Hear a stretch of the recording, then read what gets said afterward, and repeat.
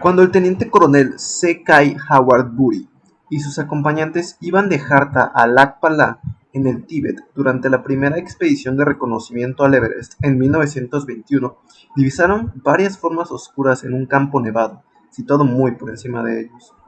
Cuando el 22 de septiembre llegaron al lugar donde habían estado esos seres, vieron a más de 6.000 metros de altitud numerosas huellas de enorme tamaño. Howard Bury dijo que al principio parecían humanas, pero eran unas 3 veces mayores de lo normal, y luego declaró que sin duda habían sido hechas por un gran lobo gris. Pero las criaturas vistas eran varias. Los Sherpas estaban seguros de que las huellas habían sido hechas por un humanoide erguido al que llamaban Meto o Mete Kangmi, criatura de las nieves o salvaje. Un periodista lo bautizó más tarde como Abominable Hombre de las Nieves. Según los Sherpas, el abominable es una mezcla de hombre y animal, enorme y peludo, que vive en cuevas en lo alto de las montañas. Tiene las piernas arqueadas, sus brazos de mono le llegan hasta las rodillas y es tan fuerte que puede arrancar árboles de cuajo. El pelo de su cuerpo es espeso y oscuro, pero la cara al parecer es blanca y humanoide. Por lo general, esos seres comen jacks y gusanos de la nieve, pero cuando les aprieta el hambre bajan a los valles y capturan seres humanos. Así comenzó el alud de intrigantes historias sobre el hombre de las nieves. Mineros estadounidenses pasaron por una prueba angustiosa en Ape Canyon en la ladera oriental del monte St. Helens, en el estado de Washington. En 1924, Fred Beck y varios colegas prospectores estaban preocupados por haber encontrado en más de una ocasión enormes huellas de pies en torno a su cabaña. Al fin, un día vieron a un gran ser parecido a un mono que los observaba desde atrás de un árbol. Uno de los mineros disparó contra él, y lo que fuese escapó a todo correr, al parecer herido en la cabeza. Más tarde, Fred Beck vislumbró a otra de esas criaturas al borde de la pared del cañón, y le pegó un tiro en la espalda. Cayó del risco y lo perdieron de vista. Esa noche al menos 2 de aquellos seres atacaron la cabaña, golpeando el techo y las paredes como para entrar. Una tira de madera fue arrancada de entre troncos de la cabaña y desde dentro se oían en el tejado golpes como de grandes piedras. Pero la cabaña estaba construida a prueba de aludes y sin ventanas, y como la puerta estaba apuntalada desde dentro, las criaturas fueron incapaces de forzar la entrada. Los disparos no consiguieron alejarlas. Unas 5 horas más tarde, ya a punto de amanecer, los frustrados visitantes se marcharon, dejando un revoltijo de grandes huellas en torno a la cabaña. También los mineros se fueron, abandonando la cabaña y mina.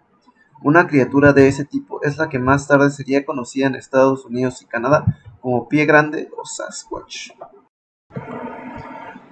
En 1924, un tal Albert Ostman, que trabajaba como leñador y en la construcción, decidió pasar sus vacaciones buscando una mina de oro perdida que se rumoreaba que estaba en la cabecera de Toba, un brazo de mar de la Columbia Británica, frente a la isla de Vancouver. De camino, un viejo barquero indio le contó historias de enormes seres peludos, gigantes, que vivían en las montañas cerca de la supuesta mina, pero Ostman se negó a creer tales fábulas. No obstante, recordaría el nombre, Sasquatch. Ostman salió a pie de la ensenada con su rifle, una mochila con comida, utensilios para cocinar, un saco de dormir y una tela impermeable y viajó durante una semana antes de establecerse en un lugar excepcionalmente hermoso entre 2 cipreses y cerca de una fuente. El campamento resultó perfecto, salvo que, al despertarse por las mañanas, Osman encontraba que sus provisiones habían sido revueltas y faltaba comida. Una noche, con la idea de permanecer despierto para descubrir quién era el visitante, se metió en el saco de dormir vestido y sin botas, y en compañía de su rifle. Me despertó, escribía, la sensación de que me levantaban. Medio dormido, al principio no recordé dónde estaba. Cuando empecé a serenarme, recordé que me encontraba en mi viaje de prospección y en mi saco de dormir. Mi primera idea fue que se trataba de una luz, pero no había nieve alrededor del campamento. Después sentí como si me echaran sobre un caballo, pero pude notar que, quienquiera que fuese, estaba caminando. Transcurrieron horas de incómodo viaje. Medio asfixiado y acalambrado dentro del saco, Osman trató en vano de alcanzar su cuchillo para liberarse.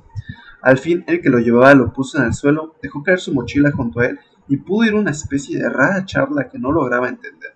Al amanecer consiguió salir del saco y distinguió a 4 personas desnudas y cubiertas de pelo. Osman pensó que debía de estar entre los gigantes Sasquatch de que le había hablado el indio. Cuando se hizo de día, pudo ver que se encontraba en un valle rodeado de montañas, y que aquella gente peluda parecía constituir una familia. El viejo, la vieja y 2 jóvenes, chico y chica. No intentaban hacerle ningún daño, pero parecían decididos a conservarlo. Excepto la chica, de pecho plano e inmadura, todos eran enormes, aunque a Osman le parecieron humanos. El joven podía tener entre 11 y 18 años, medía más de 2 metros y pesaría unos 136 kilos. Su pecho tendría de 1.25 a 1.4 metros y su cintura de 90 a 95 centímetros.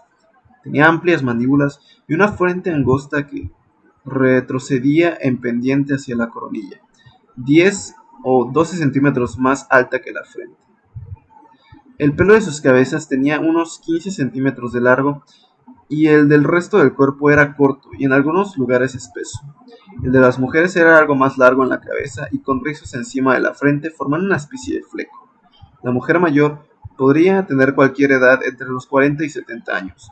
Medía más de 2.25 metros de estatura y pesaría de 225 a 270 kilos. Tenía las caderas muy anchas y un andar como de ganso. No estaba hecha para la belleza ni para la velocidad. Los caninos del hombre eran más largos que el resto de los dientes, pero no lo suficiente para llamarlos colmillos. Debía medir entre unos 2.45 metros. Con el pecho como un tonel y una gran joroba, tenía fuertes hombros y unos bíceps enormes que iban estrechándose hasta el codo.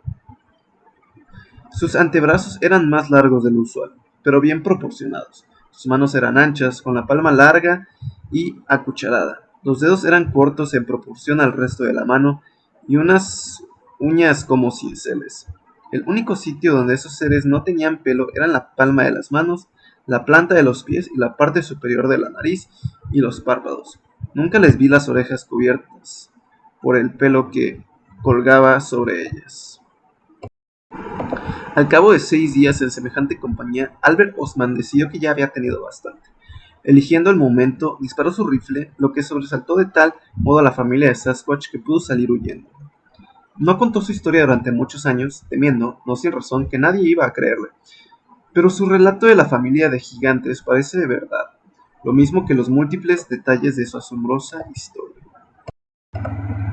Cuando las tropas rusas penetraron en 1925 en los altísimos montes Bach de la meseta de Pamir, en persecución de los soldados del ejército blanco, oyeron a sus habitantes referir a historias de hombres animales que vivían en las zonas más altas. Los soldados encontraron también huellas y otras pruebas de su existencia. Después un día mataron uno. Los soldados rojos habían disparado dentro de una cueva donde creían que se ocultaban los blancos. Ante su sorpresa, lo que salió corriendo fue una criatura salvaje y peluda que daba gritos inarticulados y fue muerta al instante por el fuego de las ametralladoras. Al mirar el cadáver, el general Mikhail Stepanovich Topilsky creyó al principio que se trataba de un mono. Estaba cubierto de piel, pero yo sabía que en el Pamir no había monos, y además el cuerpo parecía mucho más humano que simiesco, en realidad totalmente humano. Sin embargo, tras un examen más detenido, su oficial médico fue de otra opinión. Aquella criatura no era un hombre, pero ¿qué era? ¿Sería el ser salvaje al que habían dado muerte el hombre de las nieves? El cuerpo, perteneciente a un macho, tenía 1.67 metros de largo y estaba cubierto por un espeso pelo color café grisáceo, excepto en la cara. Tenía algunos pelos dispersos en el labio superior, orejas, palmas, rodillas, pies y nalgas. La piel de las manos, rodillas y pies era áspera y con un grueso callo. La cara era oscura, con ojos también oscuros, frente grande y oblicua, mejillas prominentes, nariz aplastada y una fuerte mandíbula inferior. Aunque los dientes eran muy grandes, parecían los de un hombre. Tenía el pecho ancho e insólitamente musculoso, pero por lo demás su torso era muy semejante al de un hombre. Incapaces de llevar el cuerpo consigo por aquellos despeñaderos, los soldados lo cubrieron con piedras.